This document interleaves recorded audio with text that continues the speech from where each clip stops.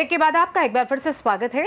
उत्तर प्रदेश सरकार ने शहरी निर्माण नियमों में बड़ा बदलाव करते हुए आम जनता को बड़ी राहत दी है। अब शहरों में आवासीय मकान के साथ दुकान भी बनाई जा सकेगी, जिससे एक ही भूखंड पर आवास और व्यवसाय दोनों का लाभ उठाया जा सकेगा। 18 मीटर या उससे चौड़ी सड़कों पर शॉपिंग मॉल बनाने की भी अनुमति दे दी गई है और इसके साथ ही 100 वर्ग मीटर तक के आवासीय और 30 वर्ग मीटर तक के व्यावसायिक भूखंडों पर निर्माण कार्य के लिए नक्शा पास कराना अनिवार्य नहीं होगा। लोग केवल संबंधित विकास प्राधिकरण में ऑनलाइन पंजीकरण कराकर निर्माण शुरू कर सकते हैं। सरकार का ये कदम नक्शा पास कराने और भू उपयोग बदलवाने के नाम पर होने वाली अवैध वसूली पर भी रोक लगाएगा। सहारनपुर विकास प्राधिकरण के उपाध्यक्ष संतोष कुमार राय ने इस फैसले का स्वागत करते हुए कहा कि इससे आम जनता को सहूलियत मिलेगी और भ्रष्टाचार में भी कमी आएगी।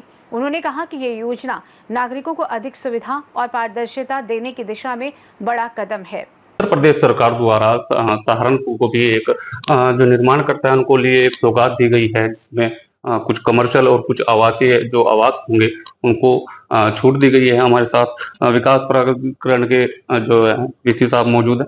सर, किस तरीके से छूट दी गई है और क्या क्या छूट दी गई है? देखिए, जो छोटे जो भवन निर्माण करता है उनके लिए शासन ने बहुत बड़ी राहत दे दी है कि जहां भी लेआउट स्वीकृत हैं, अगर उनमें वो 100 मीटर तक कोई भी आवास निर्माण कर रहे हैं तो केवल ₹1 का टोकन रजिस्ट्रेशन करके उसको कर सकते हैं। उसमें किसी मानचित्र की, किसी स्वीकृति की उनको आवश्यकता ही नहीं। सर, इसमें कुछ मानचित्रों को भी दर्शाया गया है कि ₹1 में या आर्किटेक्ट द्वारा जो मानचित्र बनवाया गया है उसको भी कुछ अनुमति दी गई है, उसका क्या प्रोसेस है? जी, देखिए, जो 100 मीटर वाला है उसमें तो बस ₹1 का, जैसा मैंने बताया, रजिस्ट्रेशन, और उसी पे सारा निर्माण हो जाएगा। जो 500 मीटर तक का है उसमें जो आर्किटेक्ट आपके हैं, यानी जो भी निर्माण करता है के आर्किटेक्ट हैं, उनको एक प्रमाण पत्र अंकित करना होगा कि जो निर्माण है वो बाइलॉज के अनुसार है, ताकि कोई ऐसा निर्माण ना हो जाए जो बाइलॉज के अगेंस्ट हो और बाद में फिर निर्माणकर्ता को किसी कार्रवाई का सामना करना पड़े। सर, कुछ छूट ऐसी भी है जो ऑन रोड है, 40 गज है, 50 गज है या 100 गज तक का निर्माण है, उसमें भी कुछ आया है क्या? उसमें देखिए, रोड के सहारे केवल जो रिटेल कारोबार है, जो कि अक्सर सड़कों के किनारे लोग दुकान वगैरह बना लेते हैं, फुटकर दुकान, बड़ा बड़ा व्यवसाय नहीं, तो उसमें ये छूट दे दी गई है कि अगर 6 मीटर से अधिक सड़क चौड़ी है तो उसके किनारे जो रिटेल दुकानें हैं वो चल सकती है। सर, ऑन रोड कमर्शियल को कितनी छूट? कमर्शियल तो देखिए 12 मीटर पे होना चाहिए। 12 मीटर के ऊपर, जो अगर 12 मीटर सड़क के सहारे कोई कमर्शियल है तो उस पे छूट। और आवासीय कितना होगा?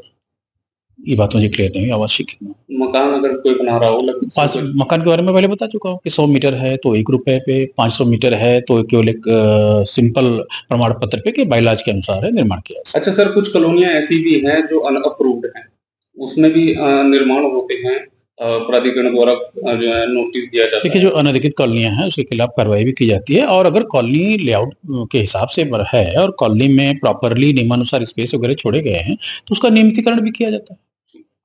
तो ये हमारे साथ विकास प्राधिकरण के वीसी साहब थे। इन्होंने जैसे कि साफ तौर पर बताया है कि किन किन निर्माणों को सहारनपुर में छूट दी गई है उत्तर प्रदेश सरकार द्वारा, और उसी को लेकर हमारी जो है वीसी साहब से बात हुई थी।